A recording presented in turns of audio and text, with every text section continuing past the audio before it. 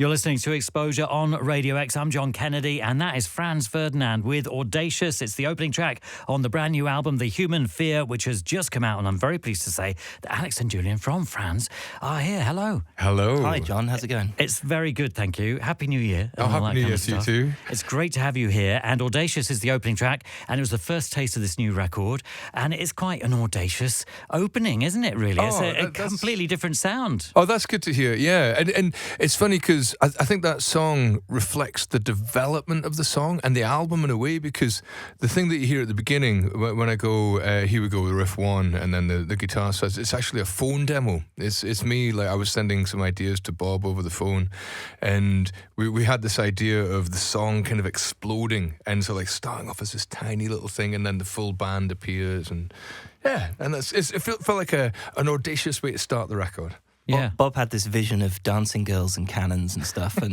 like a kind of elephants standing on their hind legs and that sort of thing. Yeah. But it's an interesting track in that it changes quite a lot. There's quite a few tempo changes and direction changes, and it conjures up groups who I haven't really associated you with in the past, in a way, like the Beatles. In a way, I was immediately reminded of the Beatles. What were you going for? When I started it, I was trying to write a song on the white notes on the piano only. that's how it started.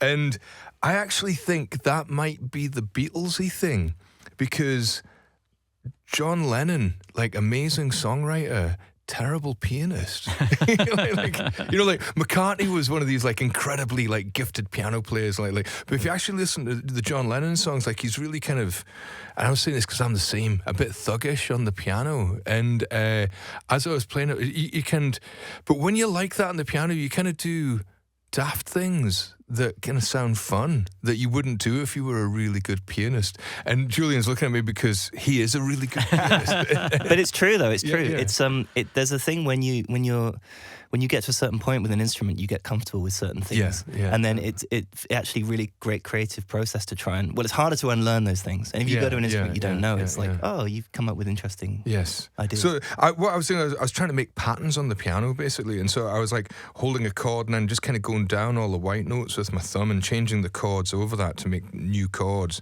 And it's the sort of thing that you do where you know nothing about the theory and you're just making pretty patterns with your hands. And then, that ended up sounding quite Beatlesy. Yeah. Well, it's great. I mean, when you approached this record, the sixth album by Franz Ferdinand, what did you have in mind? Well, we talked about it quite a lot before, and I wanted it to sound very Franz Ferdinand. You know, I wanted it to be unashamedly sounding like the band. And once you accept that, once you accept your identity, once you accept who you are, it's actually quite liberating. And the irony is you end up going to places that you wouldn't have gone before because you're comfortable with who you are. And so I think there are songs like Audacious or some of the others which we're going to come to later on as well that don't really sound like anything that's been on a Franz Ferdinand record before. But I think they're all within seconds instantly recognisable as being this band. Yeah, it's an interesting combination of both the instrumentation and your voice, Alex, which is very distinctive. And nothing I can do about it. No, it's a fantastic asset, I think. Yeah. No, it stamps an identity, and that's a great thing, because, as you say, if you are comfortable, you get to stretch out and experiment in a way that you might not if you were still seeking something that you know, who are we? I sometimes see it with bands, you know, when they've got something great and they made an album that I really, really love, and it's almost as if they've had a crisis in identity and they've thought, oh, you know what, we might not be in fashion anymore. We need to like do something that's more in fashion. And I always find it disappointing because I always feel kind of like, oh, no, I liked your identity. You can still do something new, but you shouldn't be trying to follow what other people are doing. Just stay doing your thing. That's great. And it's true for us as well. Do you think putting out Hits to the Head, the Greatest Hits collection, had an impact on that? Yeah. And touring that as well? Yeah, I do. You know, in two ways it had an impact. One, it made us all very aware of what made the band good. You know, and what made the songs powerful and what really rang true. And also playing those songs live. The lineup of the band changed slightly. Like Audrey came in to play drums, and when we toured those hits live, the band became super tight. You know, like that way where it becomes almost telepathic. You know, where you don't need to talk to each other. And when the band's playing like that, it's a joy to go into the studio. You know, you just go in, learn the songs and play them. And I still think that's the best way to make an album. Have, 4 or 5 people playing together at the same time. And I'm not a Luddite. I like technology, but I think there's nothing you can't replicate that sound of people playing together at the same time. Yeah.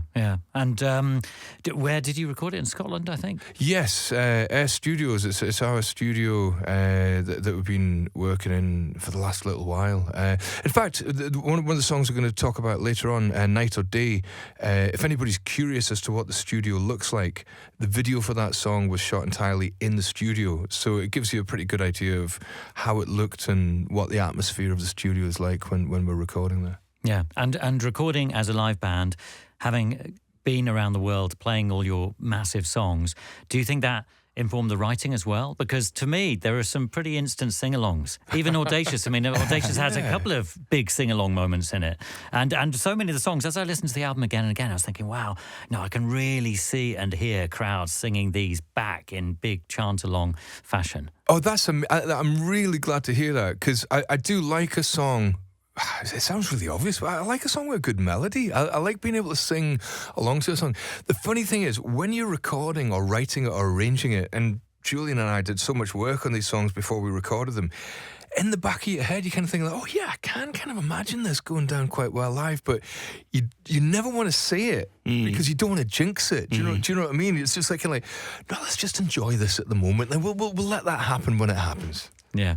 Well, I think it's going to happen. I mean, I don't want to jinx anything, but definitely, I mean, you had me sing along after a few listens. Oh, grand. Well, we did a few shows. We were playing around Latin America and up into Mexico, then across the States just before Christmas there. And I was really heartened by how much singing along there was, and particularly because a lot of the songs weren't out. So this is people who have been filming other gigs, putting it on YouTube or Instagram or whatever, and then people learning the words from that, which kind of blows my mind a bit. Yeah, it's amazing. Yeah, we love it. I love that. Everyday Dreamer is the next track.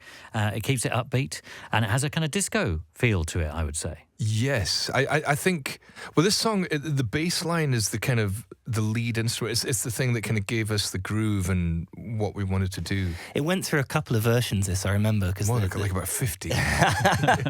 The concept of the song and the melody and the bass line, I remember, was really strong.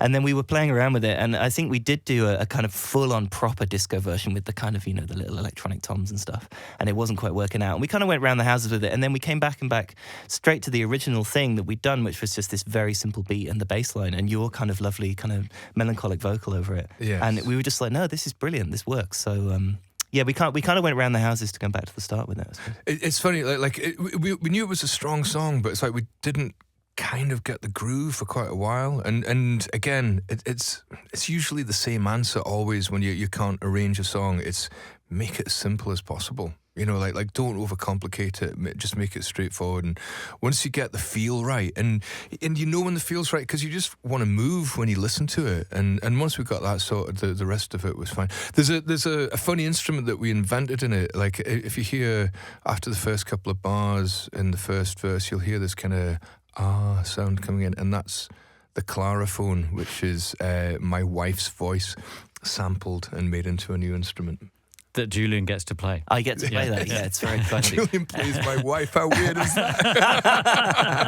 And is that just one key on the keyboard? It's a whole kind of organ of Clara's voice, which is great. Amazing. And it has a kind of Laurie Anderson feel to it. I think that's what I. Yes, a bit. Yeah, it's got that kind of vibe to it. Yeah. And everyday dreaming is a good thing? Is that the... Yes. I was one of those kids who, at school, my report card was always, Alex could do better if he applied himself and stopped daydreaming.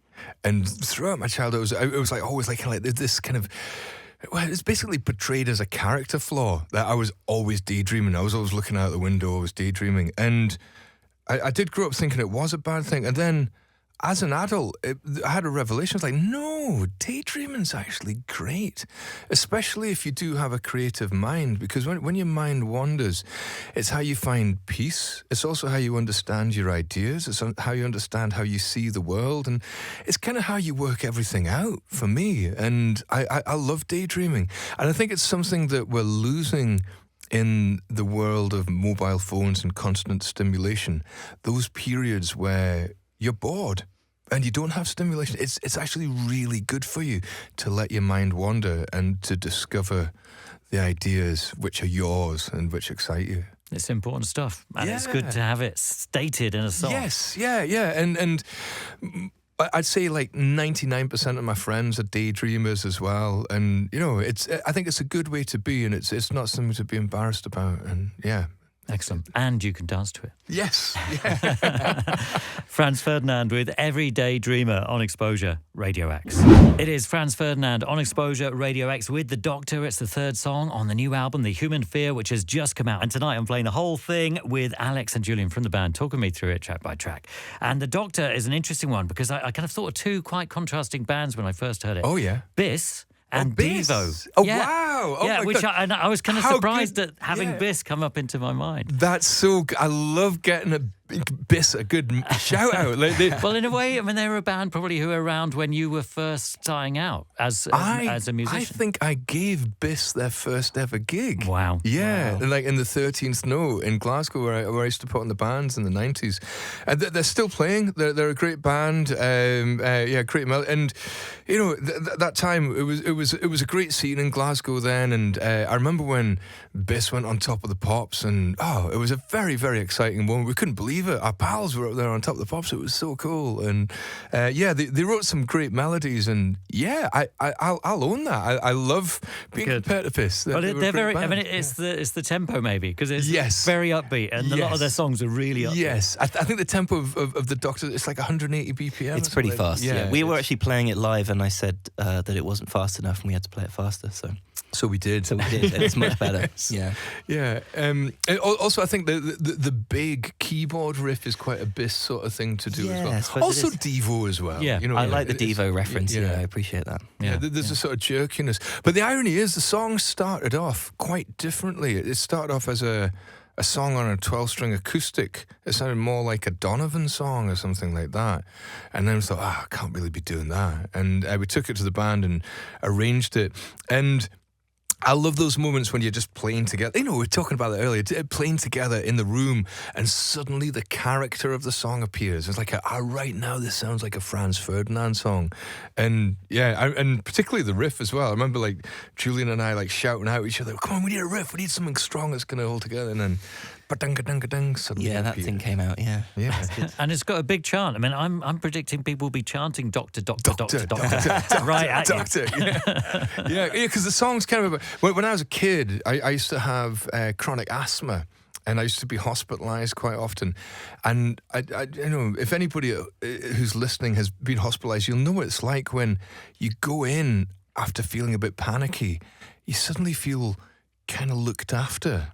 And everything's being taken care of, like not just your medicine and the doctors and things, but like there's a guy coming around with a tray with your food, and somebody's cleaning up everything, and the heating's on, like everything. You don't have to worry about anything, and you get to the point where it's time to leave, and you're kind of going like, maybe I could just stay here another day and be looked after. And I think it's the same for any institution. It's kind of like you have a fear of leaving an institution if you're in one. It's kind of scary to say goodbye to it. Yeah, and fear is the key theme, in a way, for this record. So it is called A Human Fear, after all. So the album's called A Human Fear, and there's a song we're coming up to later on which has that line in it. What is next, isn't it? Hooked? Yes, it is. Hooked is the next track. So yes, so that starts off with this line, I've got the fear, I've got the human fear. And I didn't write any songs with that consciously in mind. It was only afterwards, and this is always the way for me with albums. I never write to a concept, but afterwards, when you look back, there's always strong themes that kind of bind the work together, even if you don't realise it when you're writing it. And when I was looking back over, that was the last lyric that was written, the next one for Hooked. And then I realized, oh gosh, yeah, every song has some kind of fear behind it. You know, like the Doctor's the fear of leaving an institution. Tell Me I Should Stay is the fear of saying goodbye to somebody. Black Eyelashes, we're going to come to later, that's the fear of not having a history or an identity or a national identity. And Audacious is just the fear of everything falling apart and how you're going to respond to it. And fear... You know, it's not an album that instills fear, but it's more like a celebration of overcoming fear. Because when you overcome fear, it feels great. You know, think of all the great things that you do in life that require overcoming fear, like asking somebody on a date or telling somebody you love them, or even the silly things like watching a horror film or riding a roller coaster. Overcoming fear gives you a buzz. It makes you feel alive. So fear is good. Overcoming fear is good, right? I would say, right, specifically rather than fear itself. But in order to overcome it, you need to have the fear there. Yes, yeah. I'd say confronting fear and overcoming it. It makes you feel very much alive. Yeah, that's interesting. This is educational, almost like a self-help album. Yeah. But the thing is, I think to do good things in life, you do have to overcome fear. Even for us going on stage every night, you know, it's still, oh God, all those people out there. That's I've got to do that. But then when you get on stage, you get such a, because I used to drink before I went on stage. I used to drink quite a lot of whiskey to kind of like numb that fear. And then I had another revelation, which was like, kind of, no, that fear is actually giving you a great buzz, and you should enjoy that fear. And that's what I do now. I never drink before going on stage now. And I do. I love it. I love that electrification that you get from experiencing the fear. Yeah. And listening to it musically, Hooked, which is the next song, you know, we're kind of going to the Electroclash era in a way. I mean, this album is so varied in what you cover. You know, I mean, we haven't really, but we kind of hit a little bit of Beatles at the start. Yes, You know, we've had a bit of disco and kind of Devo, and now we're going into the noughties with the Electroclash thing. I don't know. I mean, what do you? I mean, you know, I loved that Electroclash. There were some great things, some great songs around at that sort of time. And I remember going to Optimo in Glasgow, and it felt like a good moment. I don't know if that was consciously in our mind when we were getting the song together. Do you know what was one reference was, what's his name? Timbaland. Right. Oh, yeah. We did sort of say, like, there's something I've always loved the Timbaland sort of productions, because they're very dry. There's no reverb on them at all, and they're really, really sparse but kind of loose. And I think that was kind of in our minds when we were making it, but you know, we're Franz Ferdinand. We're never going to sound like Timbaland, and so I think that's often when you get good things. Though it's when you kind of like taking something for inspiration that's miles away from what you actually are, and then you kind of go, oh yeah, no, that doesn't sound like Timbaland, but it sounds like something new. That's kind of cool. Yeah. And who sings the "You Get Me Hooked" or "You Got Me Hooked" line? Is that you, Alex? That's because there's a slightly deeper voice. Yeah, there's a bit of Dino in there as well. There's a bit of Dino in there. He's got quite a baritone. Yeah. But I think it's me doing the low one as well. Yeah.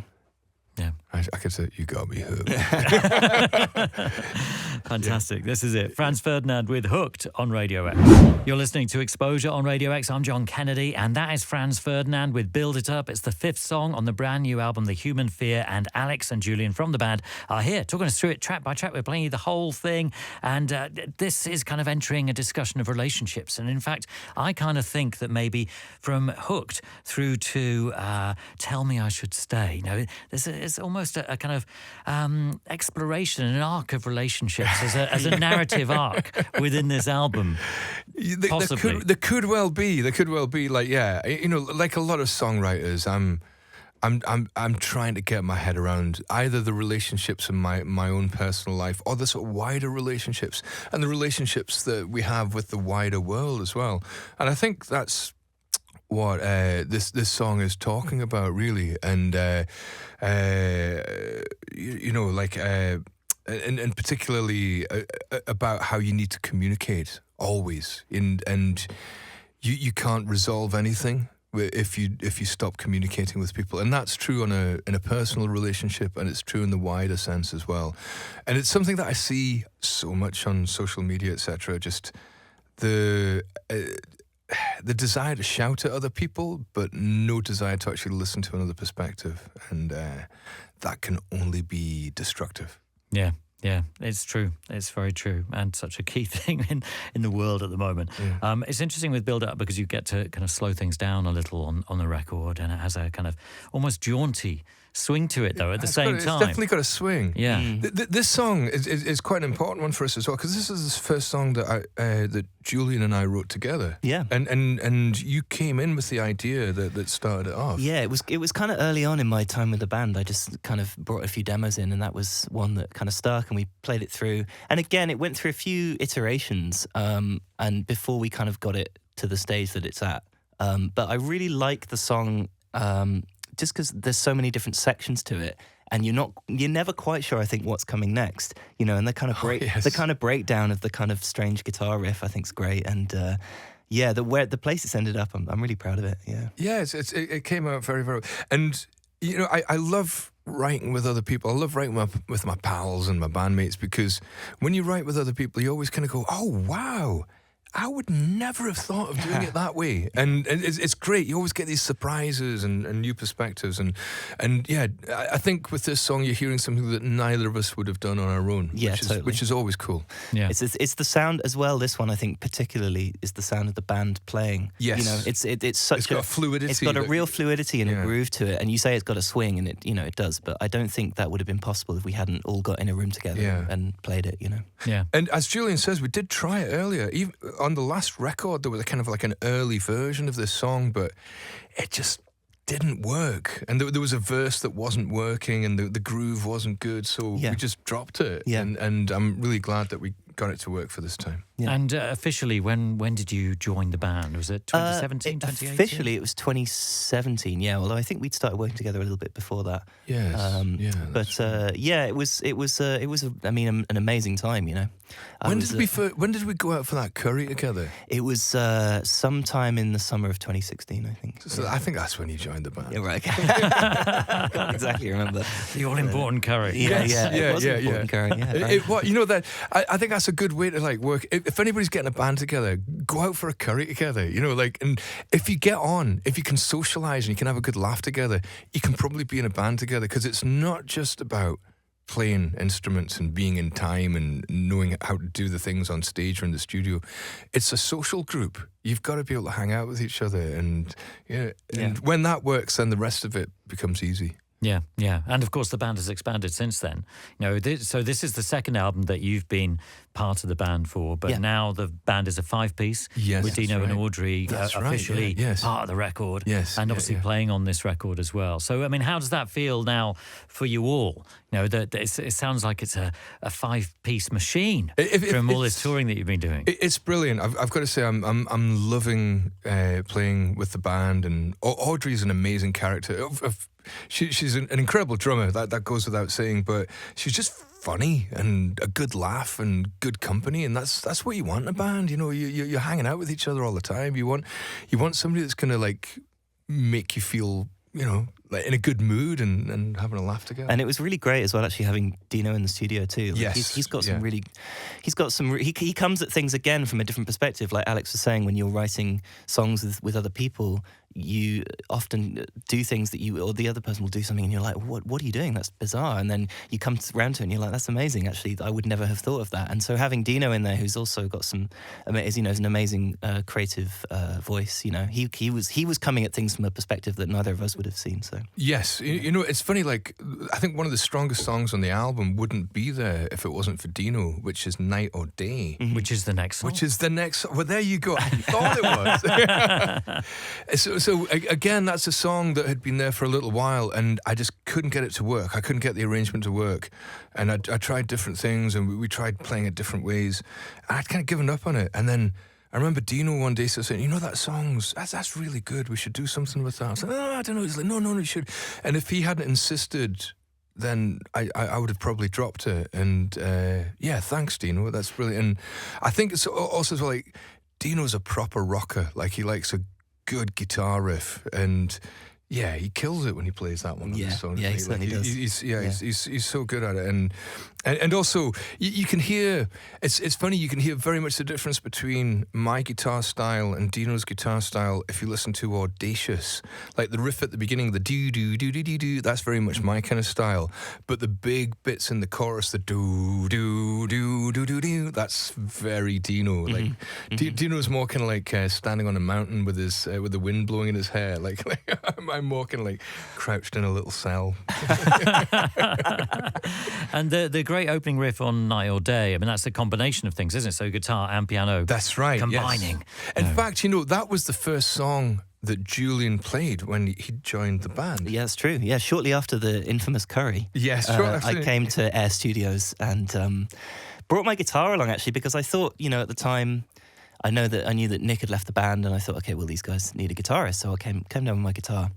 And then Alex was like, well, actually, we've got this song with a piano on it. Put that away. Yeah. Would you like to try playing some piano? And of course, that's probably the thing I'm more comfortable with, doing piano than guitar.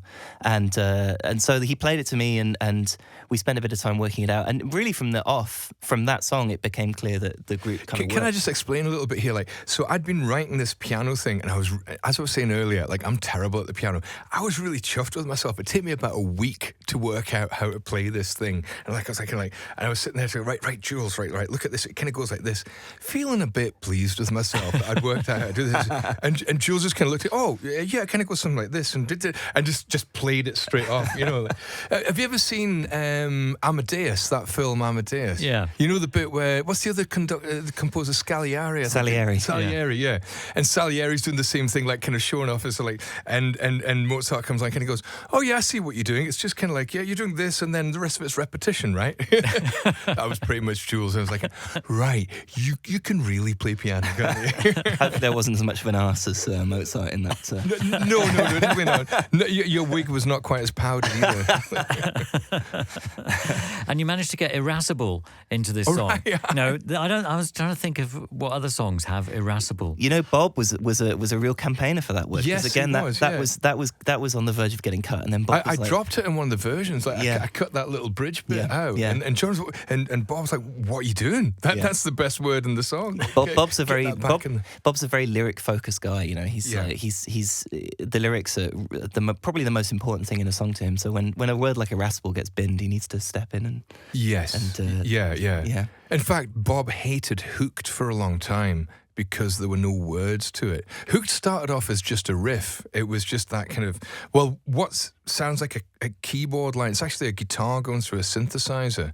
And we kind of knew that the groove was good and it'd be good, but there were no words to it until right at the end. And Bob was like, it's not a song. Yeah. It's not got any words. What is this? And you're like, no, trust us. It'll be great. Just have patience. But he can't see a way in if there's no words. That's really interesting because he plays bass. And in a way, those bass grooves that he comes up with are such a fundamental part of the band.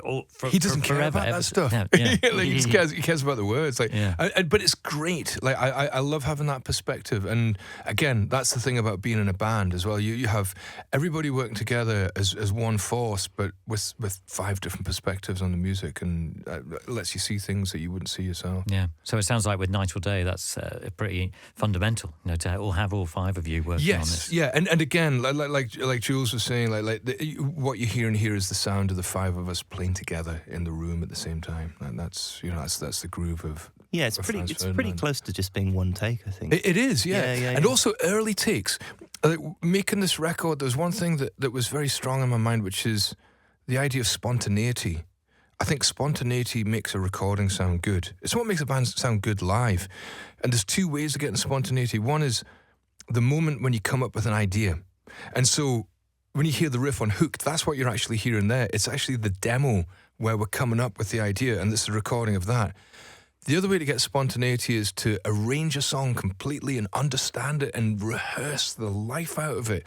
And so you understand it completely, and then you get to the stage where it's so natural you don't think about it at all. Then you go away, don't think about it for a few days, then come back and play it. And then you can do it completely spontaneously again because you just know it inside out. And you can get, and again, take 1, take 2. They're the good takes. If you're in the studio doing take 23, it's like, go away, rehearse it and come back and play it when you can actually play it. Yeah. We had a. Do you remember the post-lunch take thing where we would have a bit of lunch and then do a take after lunch, And it was always good. Yeah. Because you weren't thinking about it. Yeah.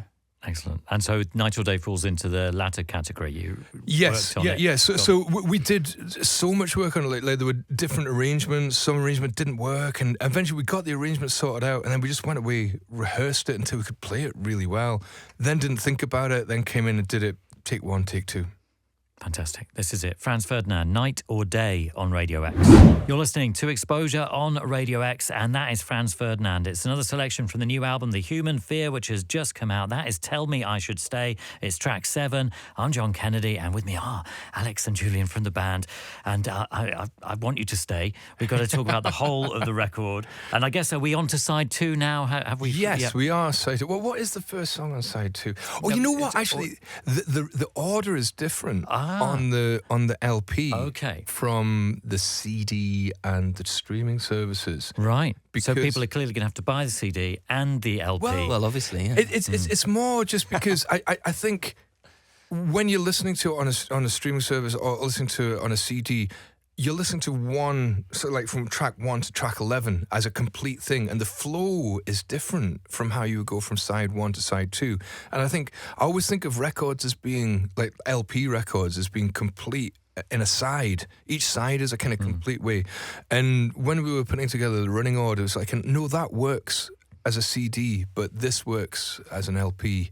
And so I can't remember what the running order is now, but I know it's slightly different on the LP. That's interesting, because when I was listening to Tell Me I Should Stay, because it has this amazing filmic start to it, I thought, oh, this is a good one. I think it might be the first song on side 2. Yes, because it sets a different tone. Yes, it's a different mood, isn't it? Yeah, and it explores different things again. So how did this one come about? I mean, there are points that almost remind me of Scott Walker or the Walker Brothers. It has a kind of that feel to it. Yeah, I love Scott Walker. And do you know, I also love the guy who really inspired Scott Walker as well, who is Jacques Brel. Like some of those arrangements on those Jacques Brel, and kind of both of them are kind of coming from a tradition that's a little bit outside rock and roll. You know, like it's not really sort of rock. It's more not quite orchestral, but sort of like big band arrangements. And with this song, we were definitely trying to do something that was maybe outside the straight up rock and roll kind of oeuvre, while still being immediate and still having the dynamic impact that you would get from a good rock and roll song or a good pop song. And again, you're hearing the different type of spontaneity. The piano section was written during the second lockdown, and it's actually me playing it in my then girlfriend and now wife's flat in Paris, and it's just a mic sitting on top of the piano and me working it out. And again, it's that moment of where you first have the idea. And when it's spontaneous, there's something kind of magical about it. And so that's why we left that in and then developed the rest of it as the band. So presumably she said, yes, do stay. She said, stop playing piano and get back to Scotland. And then you follow Tell Me I Should Stay with Cats. Yes. Which is such a great song. I mean, I don't know how many songs there are about cats, you know. Not enough. There's quite a few about dogs. Right. And I'm assuming this is actually about cats. It's not a metaphor. Because listening to the words, they seem so spot on as somebody who has a cat. Right. You know, we love everyone, we love no one. Yeah, that is a cat, right? That's totally. how cats are, you know. And so it came about from a conversation that I was having with a friend who was saying that people are either cats or dogs in their nature. And I don't entirely agree with that. I think you can have like a bit of both about you or a bit of neither about you. The irony is, I love cats. Like, I find cats fascinating, and I really love watching cats, and I love how fluffy they are, but I'm allergic to them. Oh, no. Right. And so, like, I want to pick them up and shove them in my face, but if I go in a room with like Paul, our ex-drummer, like, he's got this big chubby ginger cat, And I just walk into his flat and my eyes puff up and I start wheezing within seconds. So, yeah, that's the sad irony. Like, I love cats, but they don't love me. So the cat video is the ideal thing for you. It's going to be a very puffy Alex Kapranos. It's an interesting track, though, musically. I mean, there are shades of ABBA, possibly. Oh, in right. Cats, Okay, I think. that's cool. But there's That's a kind of cool, nod yeah. to klezmer or Eastern European folk music or something. See, in my mind, it sounds really Scottish. You know, Yeah, Right. yeah, yeah. It's got like the most Celtic sort of sounding riff that we've ever done as a I was band. suggesting bagpipes on it. Seriously, not seriously. But like, I was like, I'm joking, but I'm also kind of like, we should do that. What's that AC/DC song that's got bagpipes in it? Oh, gosh. It's one of their big yeah. hits Yeah, from the what is that? 70s. Yeah. They sound good there. It's very rare that bagpipes sound good in a rock and roll song. They're in Mull of Kintyre as well. They are, aren't they? yeah. Yeah. Anyway, moving on. Yeah. So you're not going to play Cats and then suddenly a troop of bagpipers. Yeah. No, Decided not to do that, No. I remember we did a couple of dates with Green Day years ago, and as a special treat, they got a pipe band to come on stage and start playing with us when we were doing one of our songs, except it was an Irish band. Really? Like, why have you got an Irish band coming on stage? We're from Scotland. That's quite a thing to keep hidden, is it? But I mean, the guys from Green Day are lovely, like really, really, really nice guys, and they were meaning really, really well, but it's quite an American sort of thing to do. It's kind of like, yeah, Ireland, Scotland, England, that's the same thing, isn't it? Amazing. This is Cats. Anything else we should know about Cats before I play it? No, let's just play it. Yeah, It's a banger. It is. It really is. I love it. This is it. Franz Ferdinand with Cats on X-Posure Radio X. It is Franz Ferdinand on X-Posure Radio X with Black Eyelashes, the 9th song on the new album, The Human Fear, which is out now. It's just come out tonight. I'm playing the whole thing, and I've got Julian and Alex from the band talking us through it track by track. And I mentioned Eastern European folk music. Black Eyelashes, you've definitely embraced that, I think, on this. Or is this Scottish, Alex?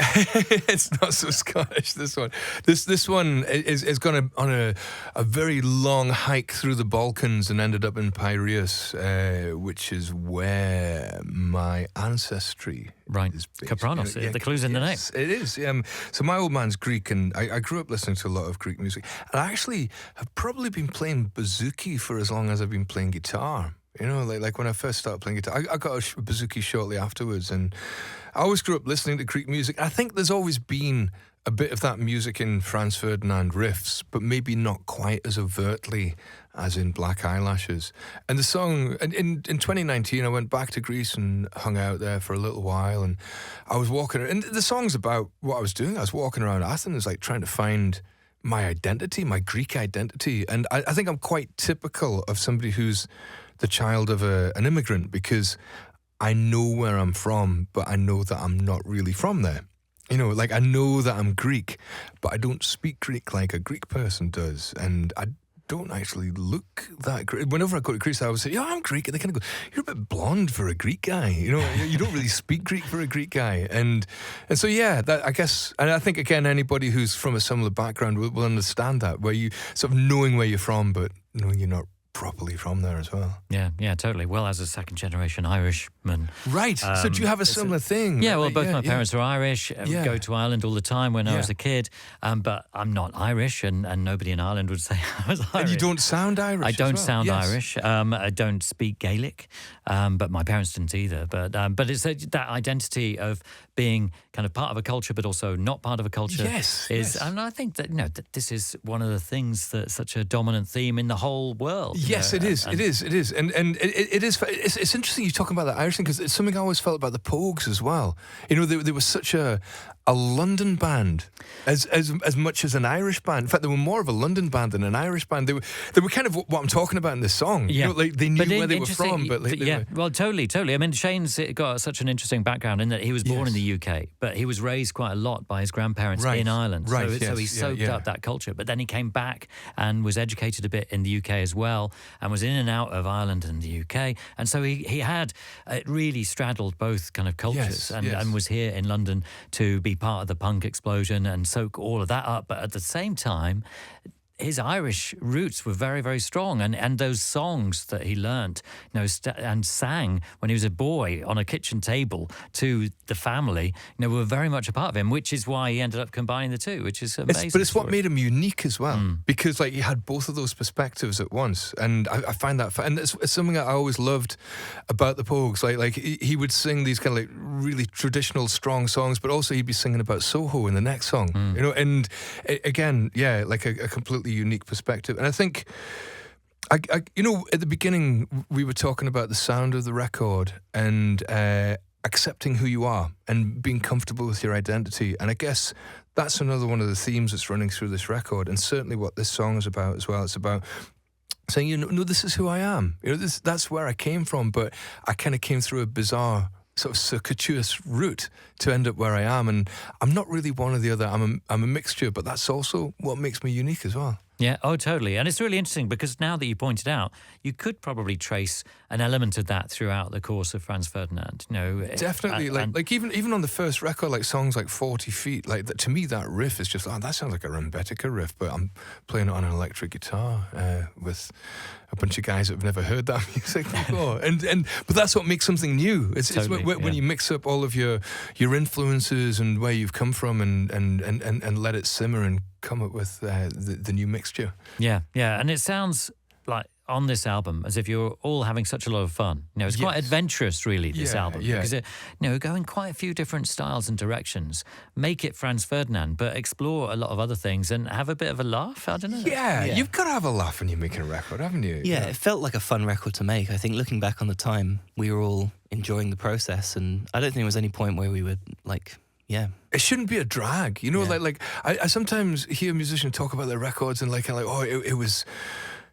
They talk as if it was something to endure rather than something to enjoy. I think, oh gosh, you may be approaching this the wrong way, because even if you're singing about the darkest of subject matter, it can be dark music, but it can be still joyful performing it. And the band that comes into my mind immediately is Nirvana. If you think of like Nevermind, like how dark the lyrical themes are on that record, yet when you actually listen to the performance, there's so much joy in it and so much energy. And I think, if you enjoy making the record, I think people are more likely to enjoy listening to it as well. It sounds like a dumb, obvious thing to say, but it's definitely true.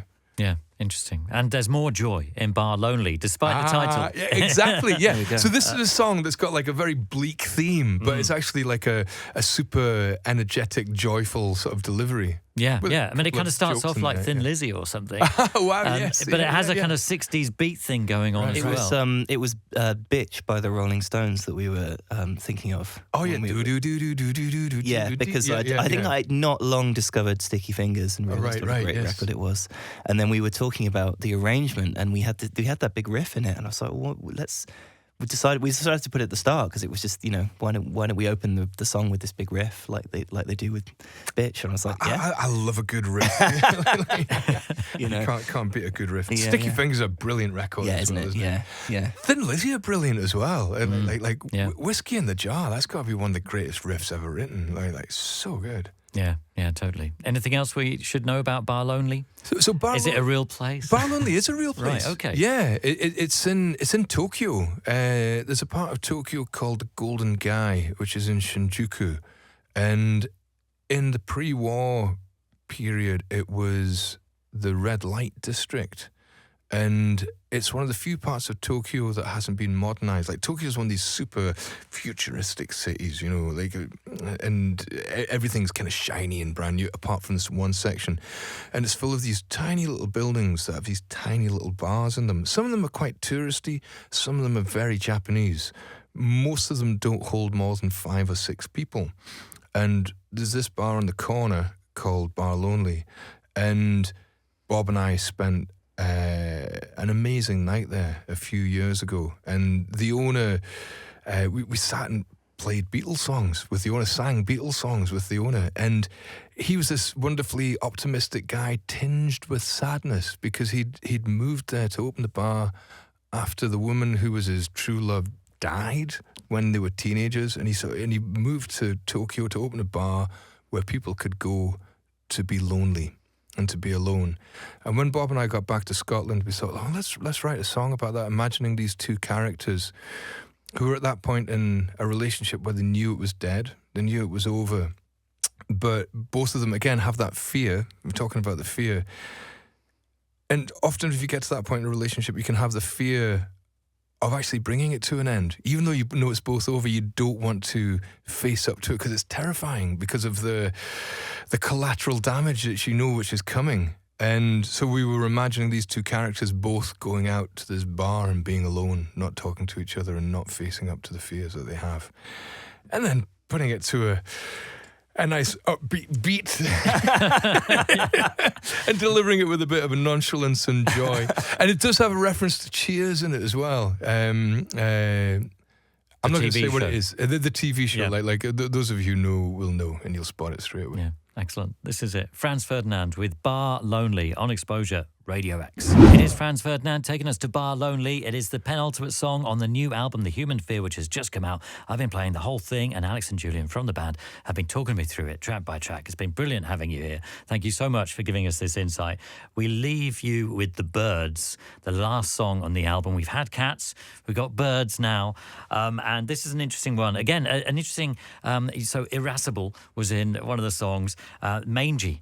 Right. Not many songs have a mangy pigeon in them. No. Quite a lot of animals in this album as well, actually. Yeah, that's a good thing. Yeah. And it's interesting because listening, when I first heard Audacious, I thought of the Beatles. And listening to the Birds, I also think of the Beatles. Oh, do you? But of a different dimension, of yes. Helter Skelter. It has that kind of slightly extreme, in-your-face guitar sound that Helter Skelter has. I love that. I used to be so obsessed with that song when I was a kid. Like really. I went to see McCartney recently. I saw him when he played in Paris, which is where I'm sort of living now. And when he played Helter Skelter, it was it was blowing my mind. My teenage self was exploding with joy. And yeah, I do. I think it's funny. There's been a bit of a McCartney mention on this chat, hasn't there? Because we were talking about Mull of Kintyre, and I think it's amazing looking at something like McCartney who can write a song like Mull of Kintyre and a song like Helter Skelter. That's two very different worlds there, right? Yeah. And the frog chorus as well. And yeah. Although the frog chorus is not the name of the song. The song's called All Things Together, isn't it? Yeah. Is it? I know that because my wife has a copy of it. My wife is even more of a McCartney obsessive than I am. And I picked up the single the other day. I was like, oh wow, it's not actually called the frog chorus. It's called All Things Together. And I don't need to put it on. But I mean, you cover a massive range of stuff on this new record, yourselves, which is pretty impressive and exciting. I find it really exciting. And there's this real sense of release to the Birds. Oh, good. It has a kind of, a sense of release. There's a feeling of joy and there's something cathartic about it, I think. Is it one that was played by the band in the room? Yes. I mean, that's very much the sound of us playing live together. And I think I'm hearing my favourite elements of how each band member performs in this song as well. Like I think what's amazing about Audrey as a drummer is she knows how to put in restraint. She knows how to use restraint. And if you hear the beginning of The Birds, she's in the verse 1, she's really, really restrained. And that means that when there's a moment where it explodes and all of this energy comes out and it feels so much more dramatic because she's been able to be restrained beforehand. And also, I think that restraint gives you quite a degree of menace about it as well, which I think really kind of like joins this song together and kind of like gives the song the vibe to it as well. And it's also the three of us, like Jules, Dino and me, all on guitar together. It's all playing guitar at the same time.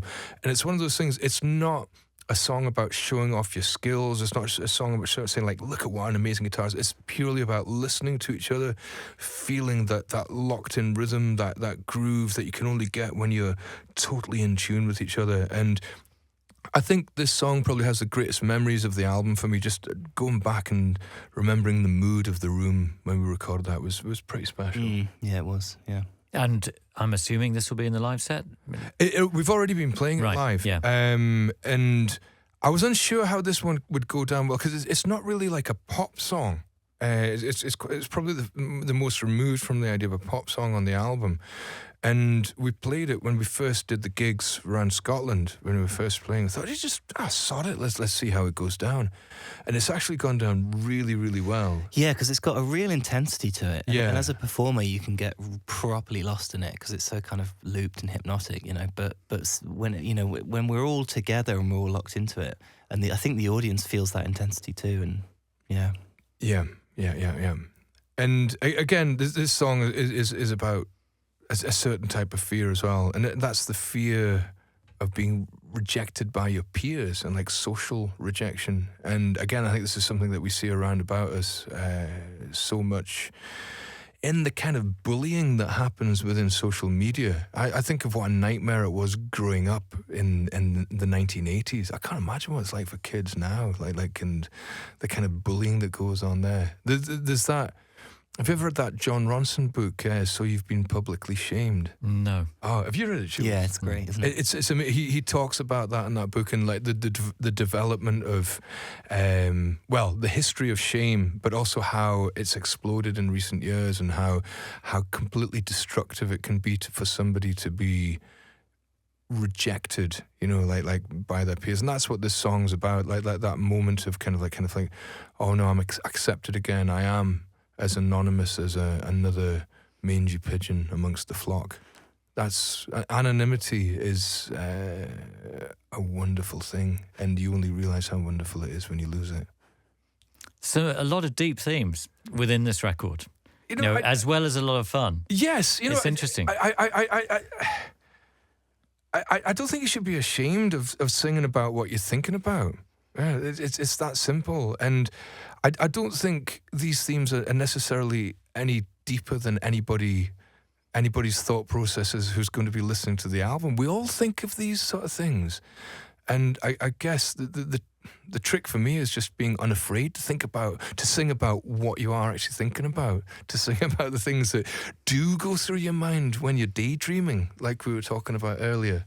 Like you don't have to write about the obvious pop themes. You can write about other things if that's in your mind. Just let it out. Yeah. Well, I mean, that's always been a mark of Franz Ferdinand from Take Me Out onwards. Oh, thanks, John. Cheers. No, well, it's true. It's true. And it's so good to have the new record. Thank you so much for coming in and talking us through it. I've been looking forward to this. I always love these chats. It's nice to have an opportunity to go a bit deeper. So thanks for having us on. Brilliant. Alex, Julian, thank you so much for coming here. And here is the last track from The Human Fear. This is Franz Ferdinand with The Birds on X-Posure, Radio X. Radio X.